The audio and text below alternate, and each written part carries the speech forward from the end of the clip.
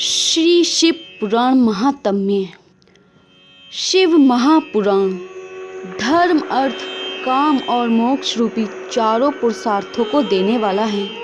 शिव महापुराण का प्रवचन स्वयं भगवान शिव ने ही किया है। महर्षि वेदव्यास ने सनत कुमार मुनि के कहने पर इस पुराण को लिखा है।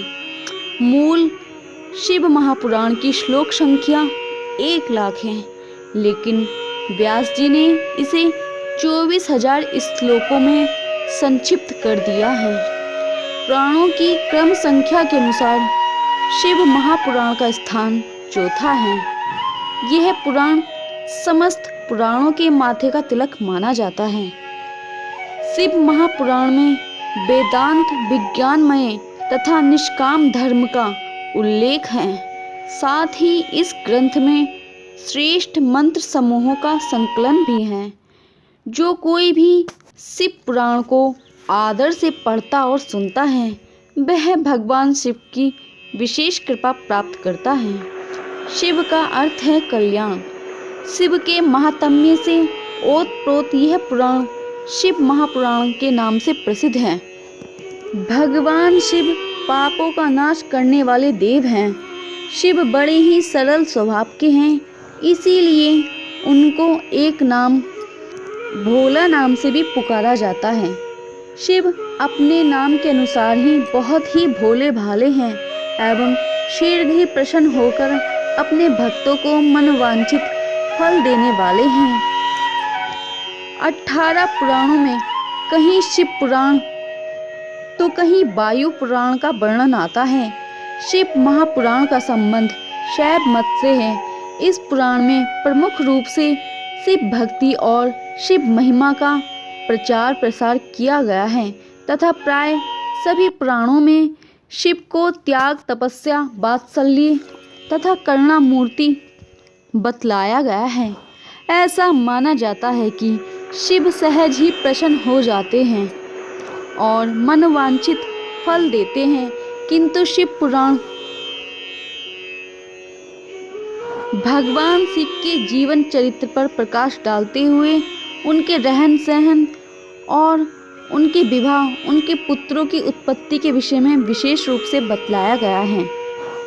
भगवान शिव को त्रिदेवों में संहार का देवता भी माना गया है। ऐसा माना जाता है अन्य देवताओं की पूजा अर्चना की तुलना में शिवोपासना को अत्यंत सरल माना गया है, क्योंकि अन्य देवताओं की पूजा में फल, फूल, मिष्ठान आदि की जरूरत होती है, लेकिन भगवान शिव की पूजा में फल, फूल, मिष्ठान की आवश्यकता नहीं होती।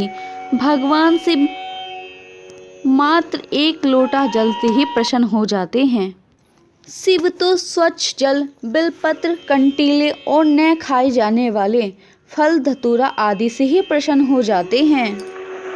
शिव को मनोरम वेशभूषा और अलंकारों की जरूरत भी नहीं होती है। वो तो ओघड़ बाबा हैं। जटाजूटधारी, गले में लिपटे नाग और रुद्राक्ष की मालाएं, शरीर पर बाघंबर, चिता की भस्म लगाए एवं हाथ में त्रिशूल पकड़े हुए वे सारे विश्व को अपनी पदचाप, डमरू की धमनी यानी डमरू की कर्णभेदी ध्वनि से नचाते रहते हैं। इसीलिए उन्हें नटराज की संज्ञा भी दी गई है। उनकी वेशभूषा से जीवन और मृत्यु का बोध होता है। शीश पर गंगा और चंद्र जीवन में कला के घोतक भी हैं। शरीर पर चिता की भस्म मृत्यु की प्रतीक है। यह जीवन गंगा की धारा की भांति चलते हुए अंत में मृत्यु सागर में लीन हो जाते हैं। भगवान शिव नीलकंठ भी कहलाते हैं, क्योंकि समुद्र मंथन के समय जब सभी देवगण और असुरगण अद्भुत बहुमूल्य रत्नों को लेने के लिए झगड़ रहे थे, तब कालकूट विष के बाहर निकलने से सभी पीछे हट गए। उसे ग्रहण करने के लिए कोई तैयार नहीं हुआ। तब भगवान शिव ने ही उस विनाशक विष को अपने कंठ में धारण किया। तभी से भगवान शिव नीलकंठ कहलाए, क्योंकि विष के प्रभाव के कारण उनका कंठ नीला पड़ गया था। ऐसे परोपकारी और दयालु भगवान शिव का चरित्र वर्णित करने के लिए ही इस शिव पुराण की रचना की गई। यह शिव पुराण पूर्णतः भक्ति ग्रंथ है। इस पुराण में कलयुग के पाप कर्म से ग्रसित व्यक्ति को मुक्ति के लिए शिव भक्ति का मार्ग सुझाया गया है। प्रिय दर्शकों, अगर आपको हमारी ये कथा अच्छी लगी तो हमारे चैनल को सब्सक्राइब करें, लाइक करें और कमेंट्स बॉक्स में हर हर महादेव अवश्य लिखें। धन्यवाद। प्रिय दर्शकों, अगर आपको हमारी ये वीडियो अच्छी लगी तो हमारे चैनल को सब्सक्राइब करें और कमेंट्स बॉक्स में जय माँ दुर्गा अवश्य लिखें।